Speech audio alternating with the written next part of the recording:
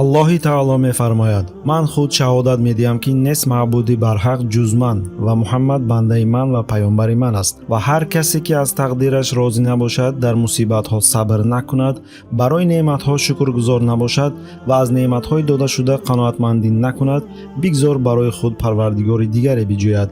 ва ҳар касе ки дар субҳ бо хашм аз дунё бархезад, ин монанди он аст ки ба ман хашм кардааст. ва агар касе аз мусибатҳое ки ба сари ӯ омаданд шикоят кунад, дар асл ӯ аз ман шикоят кардааст. ва агар касе сарватмандро танҳо барои сарваташ хушнуд кунад, ӯ сеяк қисми имонашро аз даст додааст. ва агар касе дар назди ҷасади фавтида гирья ва нола кунад, ӯ мисли он аст ки найза гирифта бо парвардигори худ ҷанг кардааст.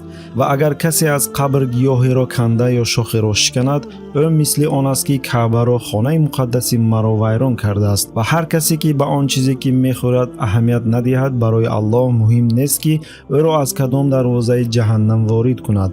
ва агар ҳар рӯз тақво ва парҳезгорӣ дар ту бештар нашавад, пас ту дар зиён ҳастӣ ва барои касе ки дар зиён аст, марг беҳтар аст. ва ҳар касе ки амалҳояшро мувофиқи илмаш иҷро кунад, Аллоҳ ба ӯ илми он чизро медиҳад ки қаблан намедонист.